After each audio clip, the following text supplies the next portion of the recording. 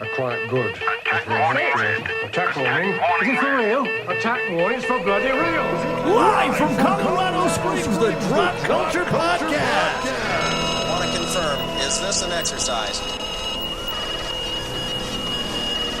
Roger, copy. This is not an exercise. Come on, quick, get down. 1, 2, 3.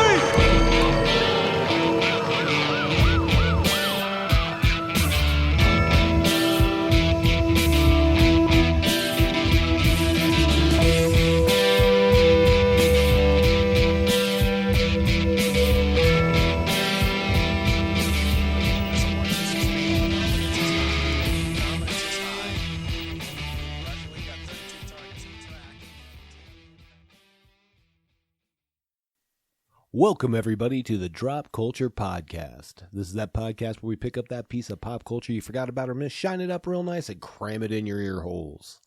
I'm Dan. I'm Brock. And we are bringing you a phenomenon of a movie this wonderful week. What are we bringing them, Brock? This one What is are we Akira. Ooh. Akira from 1988. Yes. This is something that we've talked about, I believe. I'm sure at some point. We've At been doing some this for point, long enough that yeah. we've talked about it. Somewhere. Some point. And then it just like popped up the other day and I thought, you know what? This would be a really good movie to do. And no one ever has to twist my arm to watch this movie by any means. By any means, right? We were talking yesterday, actually, and I think I've owned a copy of this movie for like the last 20, 25 years. Right. That hasn't always been the same copy because sometimes it was on VHS. Yep. You know? Yeah. That was the first, my first experience with this movie was the anime section at my local Hastings. Didn't have much. They only had one gondola full of shit, and Akira was right there, number one. So you're like, yes, Score. yeah. And really, whenever you watch Akira, it does open a lot of fucking doors, and especially for us as kids, whenever this was coming out, really. I think probably didn't see it until like 90, 91 or something like that. Yeah, that sounds after it about came right. out. Yeah. But it was 91, only 92. Yeah, but it was only because somebody had the foresight to have anime. Yeah. You know, and there's people like that throughout everywhere that you live that just are like, oh yeah, we have anime, or we do that one little thing that they do to introduce a whole generation of other people to. Yeah, you know? absolutely. And it's really cool. What was the first time you saw this movie? On VHS, probably 91, 92, somewhere like that. Sounds right. Yeah. Yeah. As a rental. Yeah. It's just fucking so awesome. I don't know that it was a rental. I think that one of my friends had it. You know what? I knew a lot of people that had anime like that they had bought it in the past. Yeah. You know, or they put together a really long tape full. You know, it was like an 8-hour fucking extended long play, everything. You know, but fucking Akira it checks all the boxes when it comes to a great movie. Even though it's something that there's a lot of themes in it that are really relatable in a way, but then there's that, I don't know, that element of Neo, you know, like Neo Tokyo type stuff. So it's advanced, but not necessarily as much. So it's more realistic, advanced, right? Blade Runner style type shit, which just came out fucking forever away from all of that stuff, even though it started in like 82, right? And then went all the way up and went all the way up to 1990, didn't it? Say again. I think it started in 82. The manga was in was in something, one of those magazines, one of the manga deals, and it ran until 1990. So they had the movie before they had the ending to the book, right? Which is kind of weird, but still fucking awesome. I would really like to read the manga too, or do you say manga or manga? I don't care. Doesn't matter. I'm not a snob. So when it comes to and for casual I know fans, mango is incorrect. Yeah. For casual fans, this is an easy movie to jump into and watch. And if you just, I don't know, because some people, even with animation now, are still just like, oh, it's animated. Well, I would say out of like all the Japanese animation I've watched, and I won't say like I'm not a connoisseur by any means, but I dip my toe occasionally, right? I've gone through periods where I've checked out different things. Is usually what that comes down to, Right, you know? right. Or I'll see something and I'll be like, oh, maybe I should look at this. Mm-hmm. This is, I think, the most like accessible. Yeah. And I don't mean accessible like it's easy to find. It is. Yeah. But it's an easy into Japanese animation if you want something that's more like a movie. Because that's really what it is. It's that bridge. Yeah. It is a bridge for Western culture for us. Yeah. Really, when it comes across. And to think that somebody like George Lucas and Steven Spielberg are like, nah, this shit ain't gonna work. Right. And then it really inspires generations of newer innovations in animation. You know, like, Absolutely. I mean, honestly, there's so many things that are inspired by Akira just because it was accessible to the Western world. And it did have a U.S. theatrical review, debut, rather, you know, and it was in a run. It was in the theaters. Only made like $1 million in the U.S., but... Well, not a lot of people, even in 88, 89, would fucking even really, like, have known. But I love the vision of it is so big too. So again, another Blade Runner comparison, you know. So you have Blade Runner, which is this newer type of world that we're experiencing, and this is kind of an extension of it in a weird way. So you can look at Blade Runner as an American and be like, oh man, that was a fucking badass movie. But then Akira is like, oh shit, this fucking bridges it and gives us a little bit more on the ground type shit. Well, and you know, we don't actually call this movie Akira in my family. Akira. No, we call it Canada. Canada. Oh, Canada. We try to be, you know, all inclusive. Yeah. Well, I really like there was the social impact of the world too, because it starts off with the atomic bomb or whatever the bomb that was triggered, you know, in 2019 in July Tokyo. 16th, 2019. And it was released on July 16th, 1988, which the atomic bomb Or dropped. no. Yeah, was it 2019? It was 2019. No, it was, but that's not when the bomb happened, was it? It was released in 1988 when the bomb was supposed to go off. Yes. Yes, and then it takes place in 2019. Yes, in the far-flung future of 2019. Yeah, in July 16th, 1945 is whenever the very first atomic bomb was tested. Yes. So really kind of, again, is like, that's pretty cool. Well, and the tie that it's a Japanese film.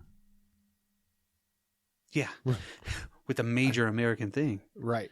Well, and again, I mean, we dropped some bombs on Japan. Yeah, that was the beginning of a new everything, and this was the beginning of something new too. Exactly. As in, kind of like you're saying, yeah, that whole tie for us. Yeah. There's so many things that really did kind of. They were over everybody's head, or right there at everybody's head, and people weren't looking at it. I don't know. Right. Well, I think we live in a more information-driven age now. You know what I mean? So even your layman can make the connections. Right. Right. No, it's fucking so crazy. But in 1988, that was not the case, you know? Like, we didn't have an internet. No. We didn't have that information exchange like we do now. Exactly. So you would go to the library and they might have some manga or even a comic book. You're like, yeah. Right. But this one was just like, for me too, I found this stuff at the right time, and it was one of the reasons was because of this movie. Yeah, really hitting in America on home video, and then I started seeing more anime stuff around. I think we even have an anime store in the Springs. I think we do. Yeah, on the east side. I think so. Yeah. Shout out to whatever that anime store is. Yeah, but so many people that worked on this movie went and did other things. The Studio Ghibli guys. Yeah. Come on. And their style of art, too, what I thought was... It was in his Katsushiro Otomo, the guy that drew all of this shit, right? Yeah. Well, he created it. Yeah. he had done so much. I was reading about how much he had done, and where he took most of it from was even the classic manga too. Yeah. And we're talking like Metropolis. Have you ever seen Metropolis? I have. That's a fucking great one too. But Absolutely. it's like a Disney style. Yeah. You know, that old anime, Astro Boy and everything like that, I think of as like a Disney kind. It's really cool looking, fucking smooth as shit, but it still has all the extra things that you really want. And then this one was more of a streamline. Let's show the way these people are moving and shit, you know? Right. It was really cool. Well, and it's well respected, you can tell, because they formed a committee to make this movie. Yes. For $1 billion. A committee. Right. $1 billion. They ended up spending like $700 million. $1 billion budget in 1988, dude. For an animated movie? Because they knew the franchise was huge. Well, yeah. I mean, it's in '88, if they started in '87, yeah. then that means that They were listening to Guns N' Roses, yeah. Yeah, the manga had been going on for 5 years and already Sure. like growing. So, Oh yeah, it had a huge base. Yeah. I think very similar. Like if you wanted to make a comparison, kind of how Walking Dead was. Yes. Walking Dead had a huge following as a comic book, and the show they made it the right way, so it worked. You know, same with this. And then season 3 happened. I don't know, Coral. Yeah. They got rid of the idea behind it. Yeah, and it's like this stayed pure, and they haven't really like. Well, they made one movie. Yeah. They made like 17 seasons or whatever they did. 8, 10. 11? I don't know what that means. I don't know. I stopped after like 7, I think. Maybe before that. Who knows? But that whole committee thing, when you're watching you're like, a fucking committee made this? What the fuck? And it was like one of the broadcasting companies. It was Toho. Yeah. Toho was huge. Yeah, there was a Bandai. Bandai, there you go. Fucking. You might know them from Bandai Namco. They made a couple of video games back in the day that you might remember. Yes, and then also, what was it? Laserdisc Incorporated or some shit like that. What? Maybe that was the problem. Maybe they got behind the Laserdisc. Well, it was the only Criterion Collection anime ever. Yeah, up until like 2013, and it was only released on Laserdisc. Holy shit! Right. And you know, I mean, that would have been fucking awesome to have if you really think about it. Back in the day, if you had a Laserdisc player, fucking A. Again, well, I don't want to get on too far of a tangent, but I've always had a dream of having my audio system in my car be connected to a laser disc that's in my trunk. In the trunk. That way, if I was like dating a girl, I'd have to be like, hold on, pull over, get out, and flip the laser disc over. Yeah, change to side 2. Okay, hold on. But there's Akira is one thing that you would see in all the movie stores like Suncoast and all. If there was anime, Akira was there. Sure. Which again, that was a uniter. And I'm sure there's a lot of people that know a lot more about the anime world than we do. Know a lot more about the creators than we do. We're not going to get super deep into all that. No, this is but this is more of like, it's a special movie. We understand that you guys know stuff and that we're going to say something that's probably dumb, and that's okay. Yeah, we always do. We're okay with that. But our love for this movie makes us want to talk about it. Yeah. Just fucking cool movie. Hell yeah. That's all you got to say. Podcast over. Goodbye, guys. I want that jacket with the pill on it. With the pill. Well, I think really it kind of came from watching Ready Player One the other day, and she was on the Canada's bike. Oh, yeah. And I was like, holy shit. Yeah, that's Canada. right. Yeah. Oh, Canada. So tell me a little bit about what this movie is about. So this movie takes place after some destruction that happens like 35 years before, or whatever the math is. Whatever math. 31. I don't know. Some sort of years. 2019 to 88. 31. I don't know. Yeah, go with that. Yeah, there's like some destruction. We don't really know what happened. I don't think they just, they don't really tell us up front what that is. They just show the explosion. Yeah, it's like a trigger for a world war, I guess. Yeah, yeah. So it's just original Tokyo. So stuff is just destroyed and whatever. And so we pick up to, like you said, 2019, I guess 31 years later. Not math. Not a friend of the show. But at any rate, we pick up and it's now in Neo Tokyo, basically. Right? And we're introduced to some biker gangs. The first scene is what hooks you. Again, I agree. Yeah, and if you watch the 4K restoration first 10 minutes, I think it's on YouTube, you really get into it. You're like, damn, that's so good. Because it's a biker gang, but yet they're hanging out in this little fucking club. Weird bar. Yeah, that sells pills, and some dude's like sexually harassing a woman in the corner. Yeah. And they're just like, oh, let's go get those fucking clown bastards. So you get a real quick introduction of the characters. Kaneda, he's at the jukebox, kind of like the lone dude. And you see like the Zeppelin sign. Yeah. Like, yeah. It's old hits. So it's really cool. And then they go after these freaking clown dudes, which is just, I don't know, it's vicious. Yeah. The shit that they do, like the clown guys are throwing fucking bombs and shit. And they're all on these like kind of weird, kind of futuristic-y bikes.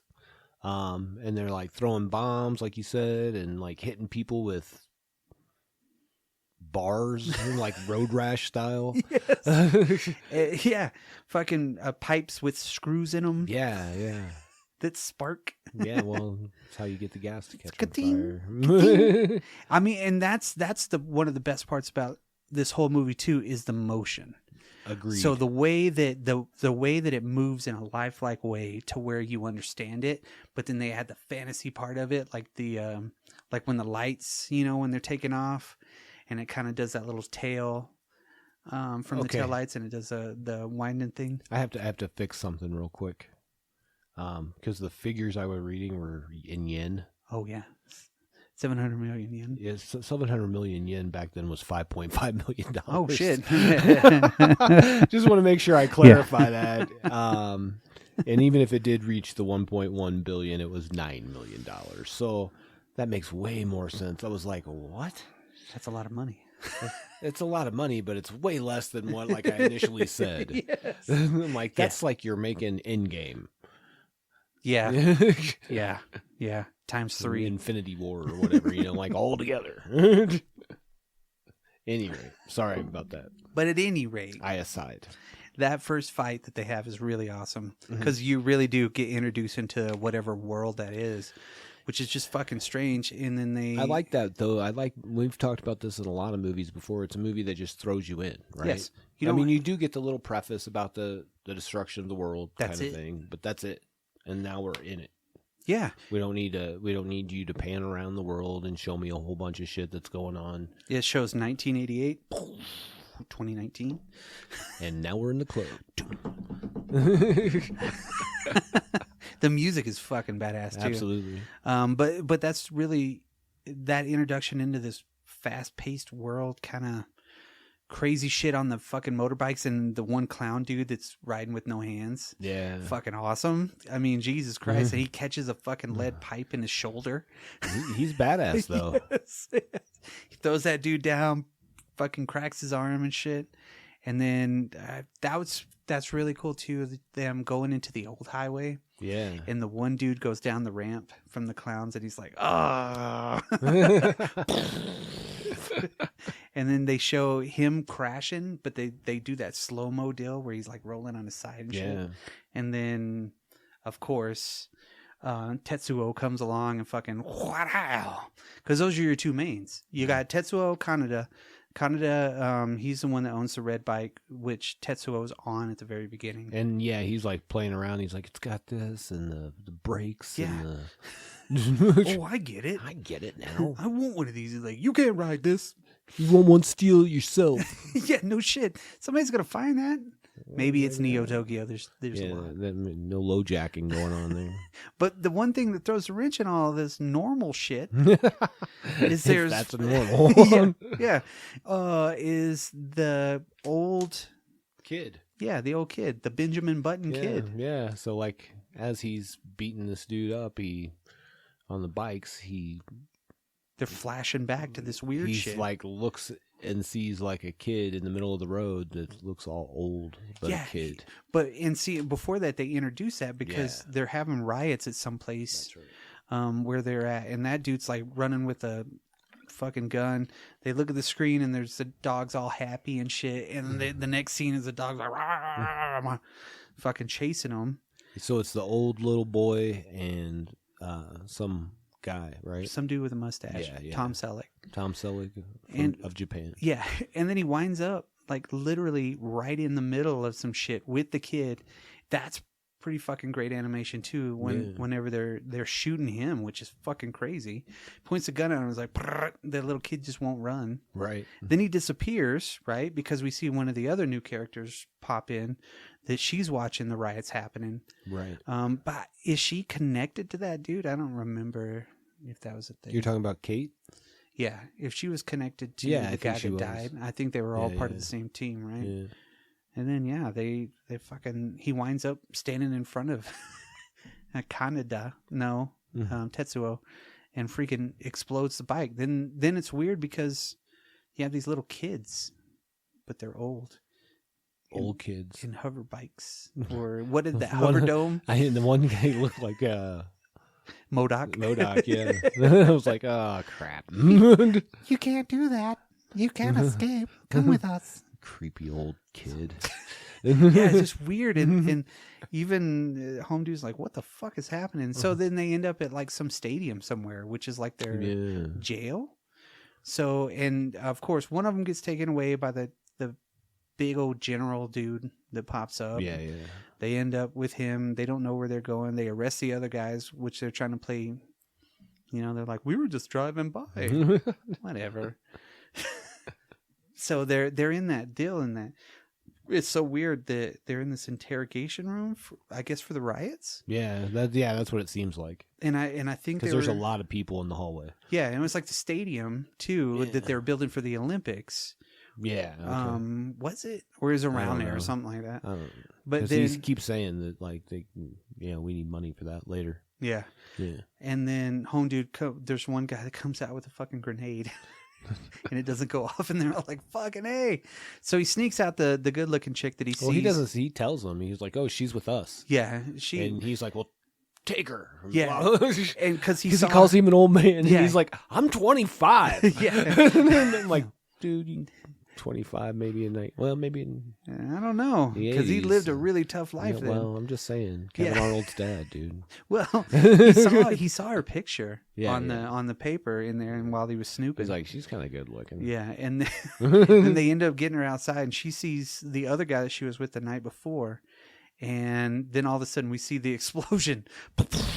You're like, holy shit. The grenade really did work. Yeah, because the dude picked up the grenade and was like shaking it near his ear and shit. Like, wonder why. Shit. That would have been like, nah, cover that shit. So already you got a little bit of humor with it. And then they go into the school, which is like the third type of school that they're in. Yeah, like they're at the bottom of the bottom. Yeah. There's like, you watch movies all day. You watch movies all day and you work on cars. Yeah. Man, that sucks. That would be fun. But no, if that's helping your education out. Yeah. And then the coach is like, discipline, psh, discipline, psh, discipline. Psh. They all walk out all bloodied and bruised. And then they wait till they get like downstairs and they start yelling at him. Yeah, they're like, screw you, dude, you suck. If you were right here right now, I'd tell you what, man. He come around. I'll be talking. I'll be talking again. It's kind of the whole deal. And they're wondering where Tetsuo is. Yeah. And he wakes up fucking in a weird fucking place too. Like his whole deal. Well, the first time he wakes up, so that's when he sneaks out, right? Yeah, that's whenever he starts running inside. Yes. Well, he sneaks out. Yes. The first time he just sneaks out. He sneaks out, goes find his girlfriend. Because he wakes up in a hospital, basically. Right.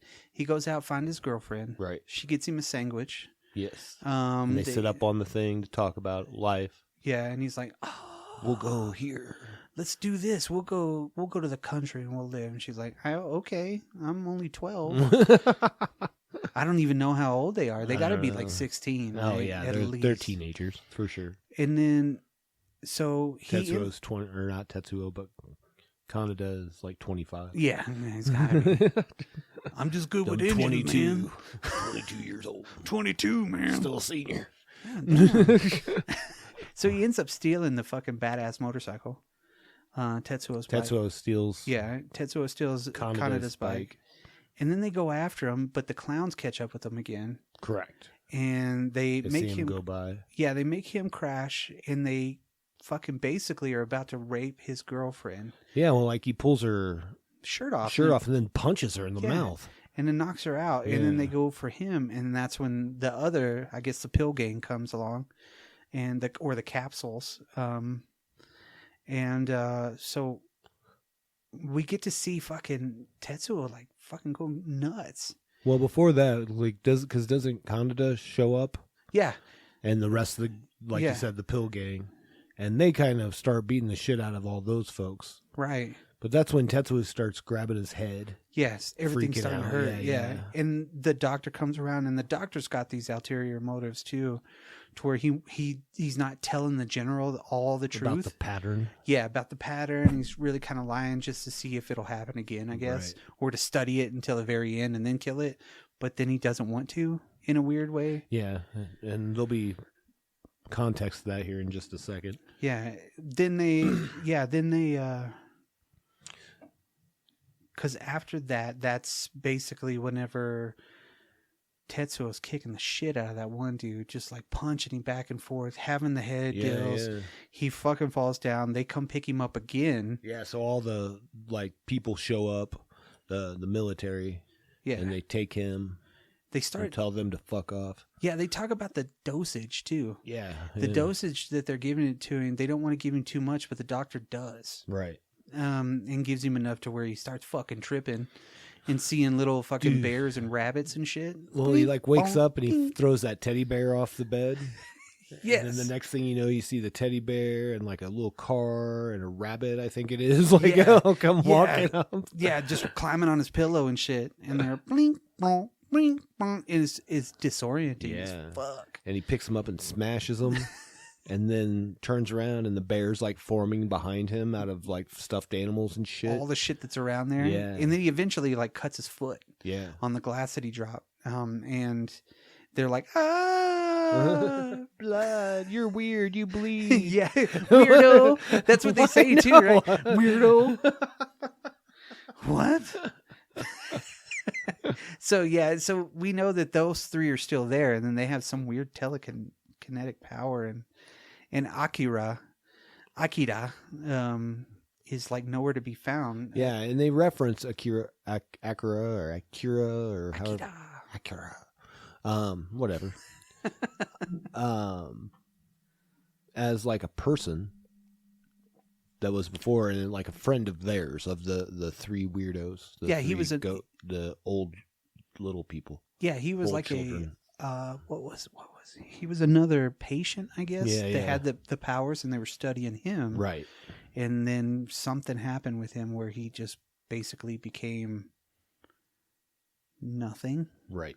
Right. And most of what we see with him is just the nameplate on that thing. Yeah. That flashes. Yeah, and then also you get to see a few images of him throughout, but nothing really too crazy. Not until the end you get to see kind of more of him, I guess. Yeah. Well, and then you have the other side story of one of the councilmen or whatnot that's really like trying to like fuck up the society and shit like that, or try to make it run. And then you have the freedom fighters that are working with the other dudes too, and that's another kind of weird aspect to the whole subplot. Deal. Yeah, because they're rioting against imperialism. Yeah, and they're like basically worshiping Akira. Yes, Akira. There's some of them are. Some of them. Yeah. And they show those people like on they're the extremists. Yeah, they show the bridge people that are like Akira. Yeah. And they put the kanji on the deal, like long live Akira or something. And then the cops come and kick the shit out of them. And you got that little rat looking dude. and somebody at first it's hard to discern who's where, what side they're on, shit like that. Yeah, because he seems like, very much like the Wilt Chamberlain of The Stand. pretty much. Yeah, he's always there. yep. So ends up he's trying to overthrow for himself, I guess.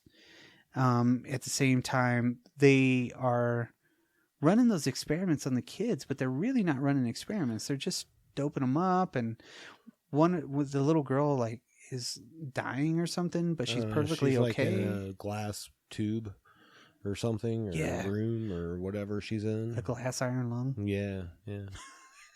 That thing. Glass She's iron in a lung. capsule. Yeah. She's a capsule. And is this where they have the meeting? Yeah, they have like, here's the group that runs the everything meeting, like the council. Yeah, and home dude's like, there, and he wants to go back old school. Like, he wants to rule with an iron fist. You know? Military guy. Yeah, but yeah, and I'm sure somebody will point out that guy has a name. I don't remember what it is offhand. Yeah, and I've seen this movie a bazillion times. Yeah, me too.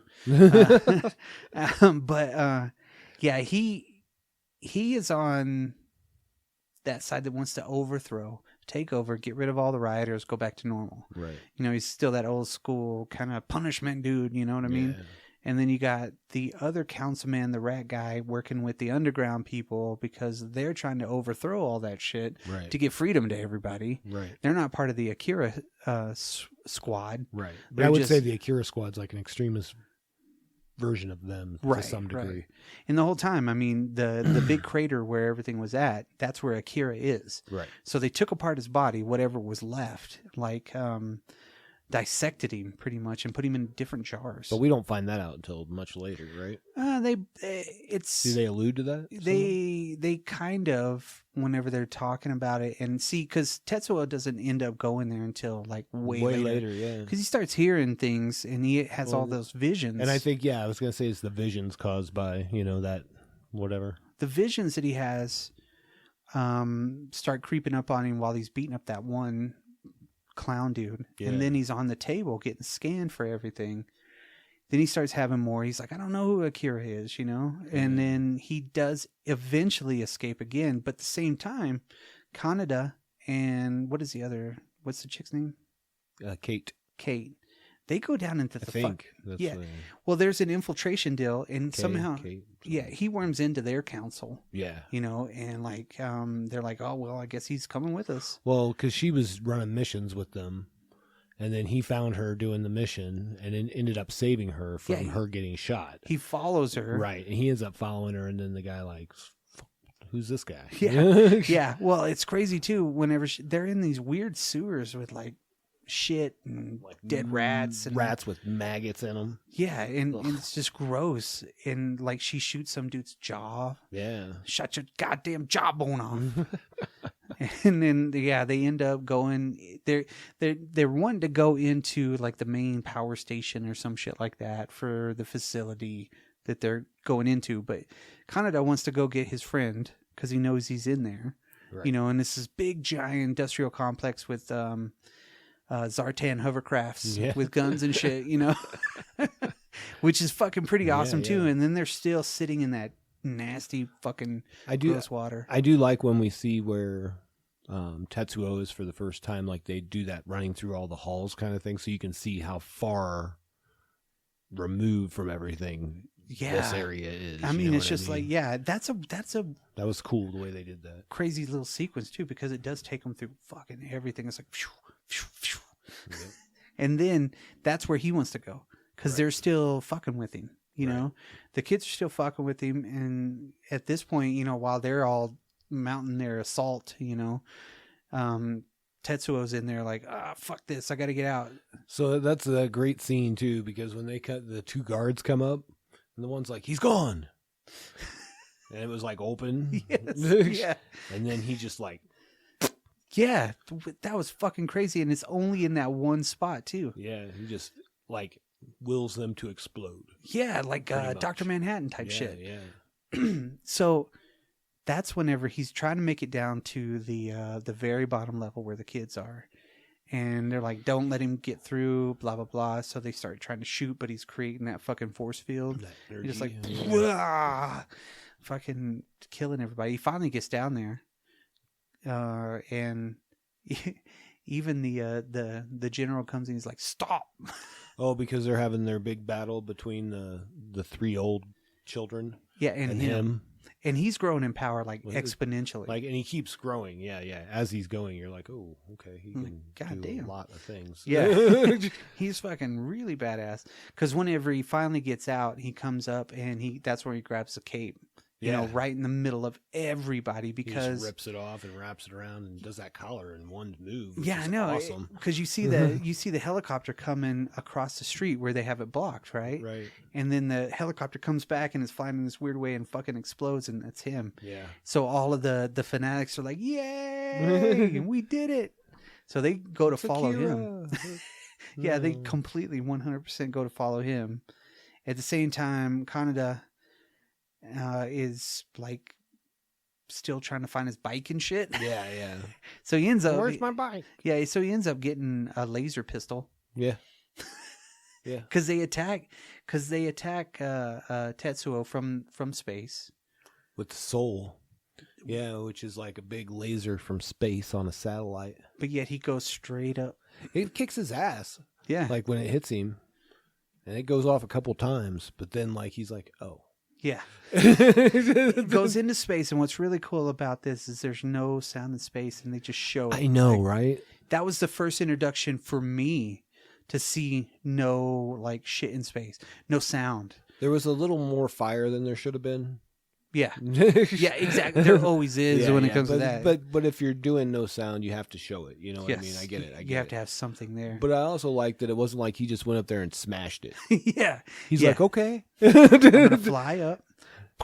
And at the same time, and he starts shooting the beams down, right? All over the town. Isn't that what happens? Like, doesn't the beam go off a bunch throughout the city? I think so, yeah. A couple of times. I think he just like fires off. He's like, okay, well, let's blow some shit up then. Yeah, and at the same time, I don't remember. Again, that's yeah, I know.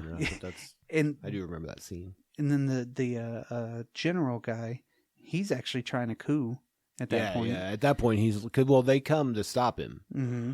And they're like, hey, it's over, whatever. And he's like, do you think I'm going to give you this power like at a time like this? Yeah, fuck you. And he's like, arrest everybody on the council. Yeah. Shoot him. Yeah, and they do. Yeah. Shoot the one dude in front of him, and then the other guy gets shot. And he's like the Red Skull of Neo Tokyo. Yeah, but yet he talks to the other people too, the other guards, and he's like, listen, this is all fucking bullshit. Yeah. Come over to my side, and we're going to fucking win. And they're like, oh, okay. All right, then. Thanks, boss. You got a 401k over there? Well, his boss he'd been their boss, you know? So right. It was a pretty easy transition. And I mean, it was an easy deal, and he fucking finally they trace Tetsuo over to basically where Akira's at. He brings Akira back up and realizes, because everybody thinks that Akira's still alive in some weird way, or Akira's something like coming back, or something. But then they show him, and it's just nothing but the pieces. Yeah, it's just like a bunch of jars. Yeah, and jars of kid. Yeah, jars of like eyeballs and fucking spinal shavings and weird shit, right? Fucking what the fuck, right? And the way that he takes all of that out, and it's just like, what the fuck? So Kaneda's got the damn gun. He's like, he doesn't want to stop. I mean, Kaneda just goes after him the whole time, and so does his girlfriend. Yeah. But doesn't the general tell him, like, this is what I couldn't tell you, about, we killed him and took, did whatever, like cut him up. Yeah. All that. Like, he tells him, like, yeah, we did that.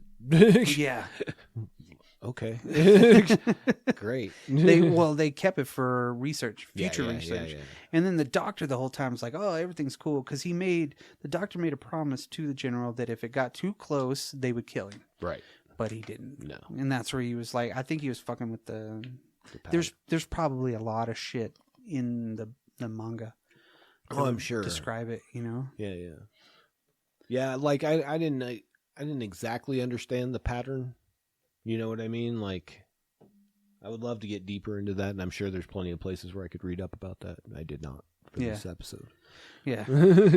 Well, then they're fighting over there. He shoots off his arm with that fucking laser beam, right? Yeah. And it's a battery-powered laser type deal. He's only got a couple of shots.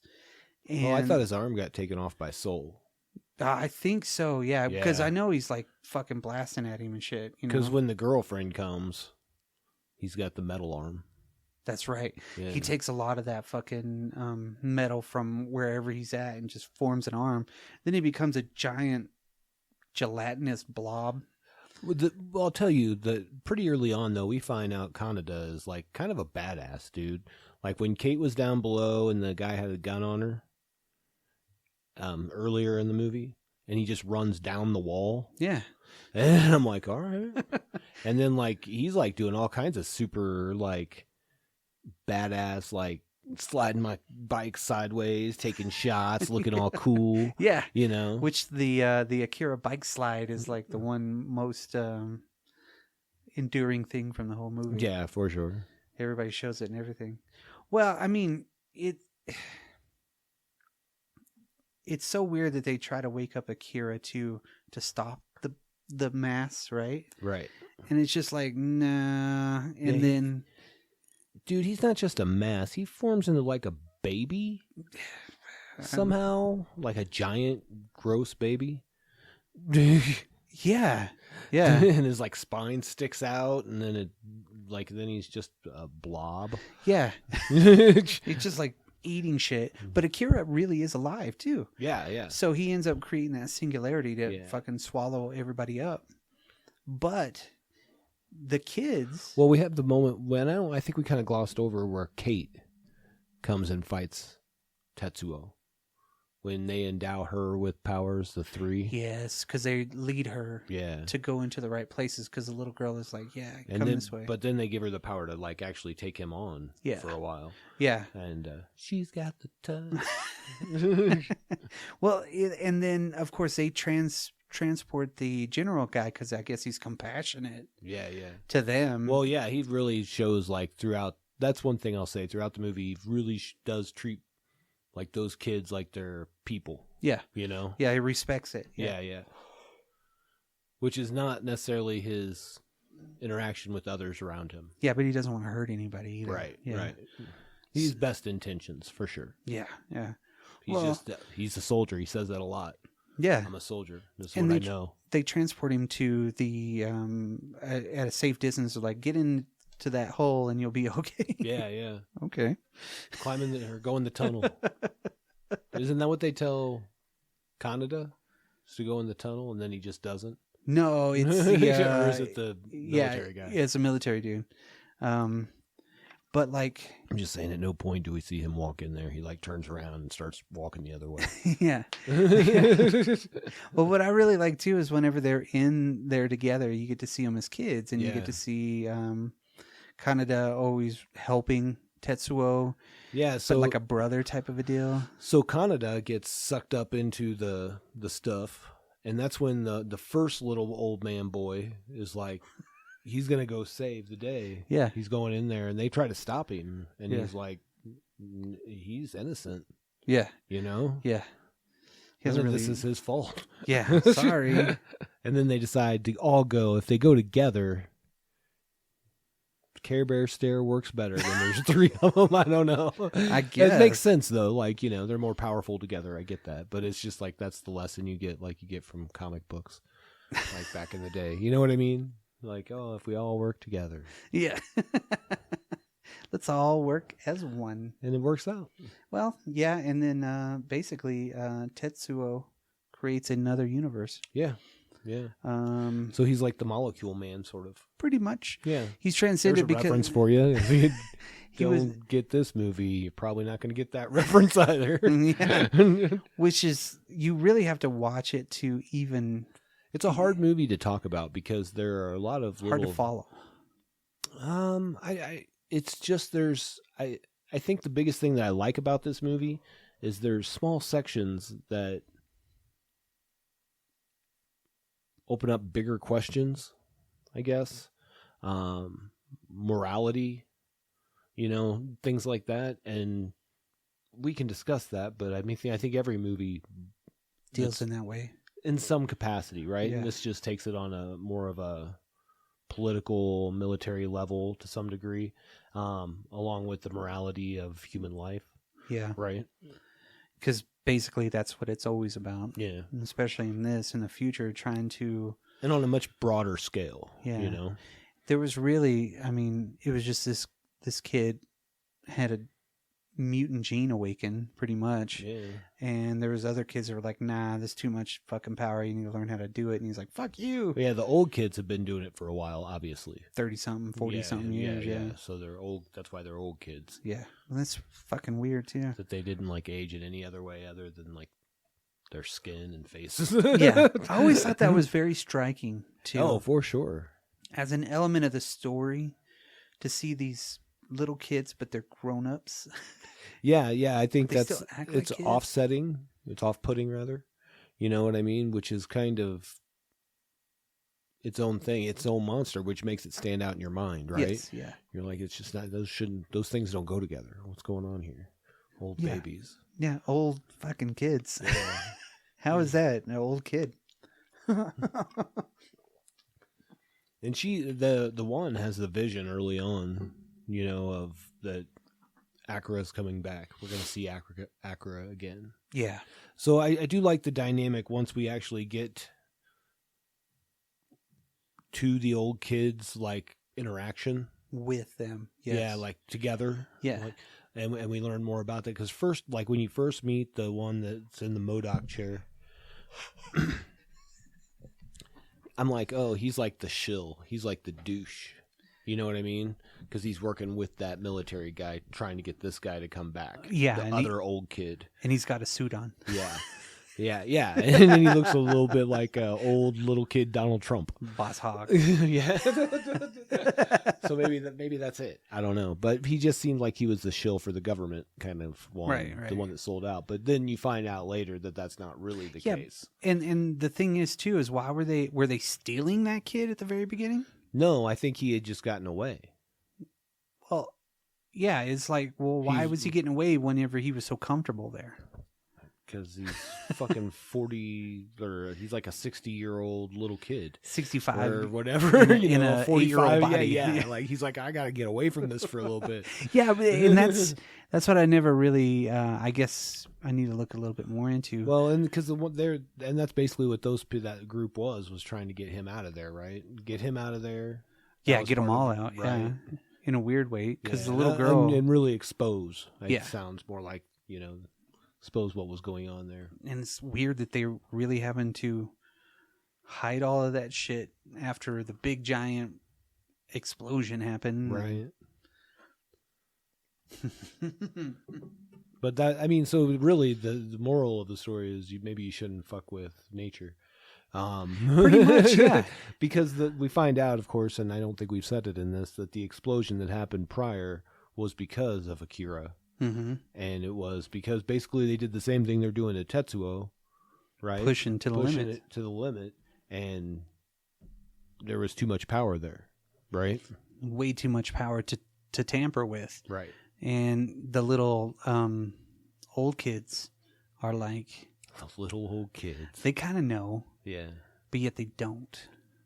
Yeah, they don't. It doesn't seem like they have the whole story, which is weird because they can obviously read minds and they can create things. See, that's why maybe they do. Maybe they're just it's for the betterment. I don't know. There's a few things that I'm sure there's much deeper conversations on this somewhere on the internet. Oh yeah, with people who know what the fuck they're talking about. But overall movie, fucking badass. Oh, 100%, dude, 100%. It's a movie that I think everybody. I would put this on my list of top 100 movies to see before you die. Oh, 100%. Yeah, I'm with that for sure. Yeah. Especially because you said top 100. Yeah. Yeah. No, I've been really... probably make my top 50. Oh, yeah. Mine, it would be up in my top 50. Yeah. And that's the thing. I've been reevaluating a lot of movies, and this one right here is another one that should rank up really high for me. Because it's just I'm 100 movies before you die for myself, right? Sure, yeah. It makes me feel like I'm doing something with all this knowledge. but that is literally. would you want them to make a live action version of this movie with today's CGI abilities? If they don't, if it was an actual $1 billion budget rather than 5 million or whatever I said that it really was. You wouldn't need $1 billion to make this movie, but as long as Keanu Reeves was in fucking Canada or some shit, you know what I mean? Don't use anybody that we would know. No, I would want it to be, pretty low key actors, like up and comers. Right. I think that's always the way to do something like this, especially when you're adapting something that's really well known. Yeah, don't throw Jack Black in the chair. You know what I mean? In the Mobius chair. Right. Which is, I mean, that's something that would happen. Yeah. But I think you should not. I think you should get characters that fit those characters, right? And the ages be right. Yes. You know what I mean? Because that's one of the things I like about that is in a rebuilt society that was, I mean, obviously shit's going, when you think about the lack of control that happened, right? So those dark sections of the world, like where you can go to a bar and get pills and things like that, those are going to be more accessible, right? Yeah. You're going to have a lot of places to go drink. Have those dark places, right? Yeah. So the fact that these kids are like maybe 17, let's say, right? And they're living in this biker gang world, but also going to school. Yeah. You know what I mean? I like that idea. I like that there's that dichotomy to it, but it's all blended because you grew up in a different way. Yeah. Right? Yeah.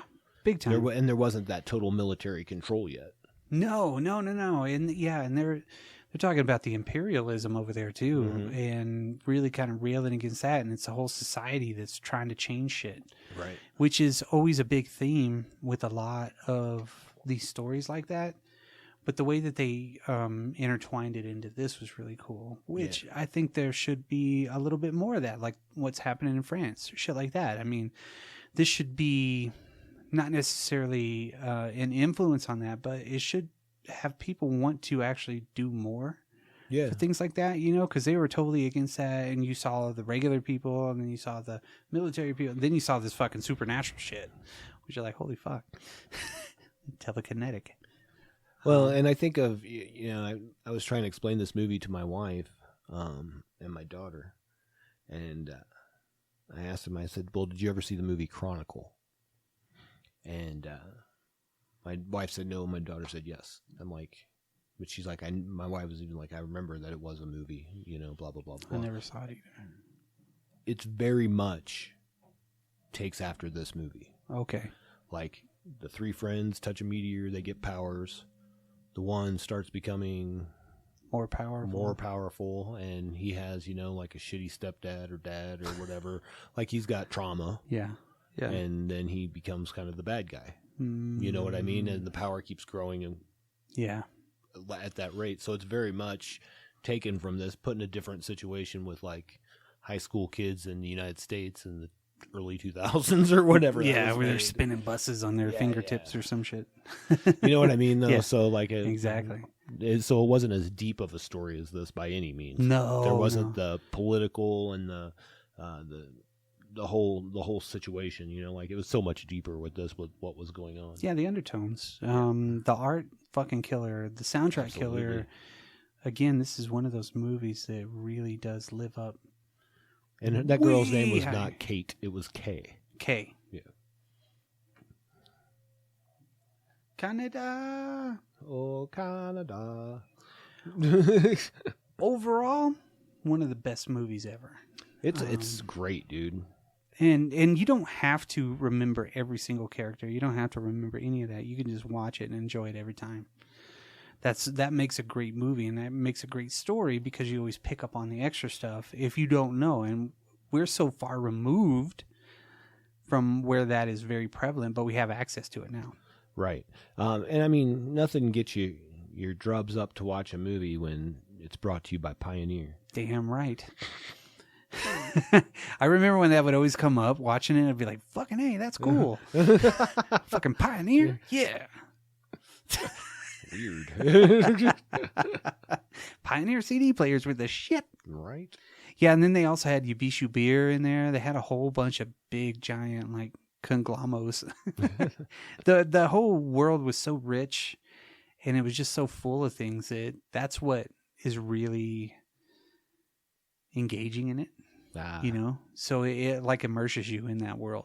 First off, boom, you're there, and then it seems like it's pretty empty. You know, you don't see a lot of other people in the regular scenes, right? But yet you do in the riots and all that, of course. Yeah, they're all together there, but you don't see like normal people working out. Yeah, no, the streets are pretty empty for sure. It's like, what are they doing? I don't know. That's probably how they can get away with having biker gangs. Ah, yeah.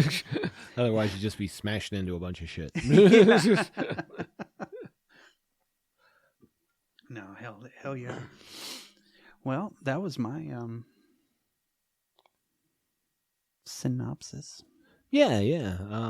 Definitely a recommender. This is, like I said, as I sit here and think about it, I think it might even make my top 25.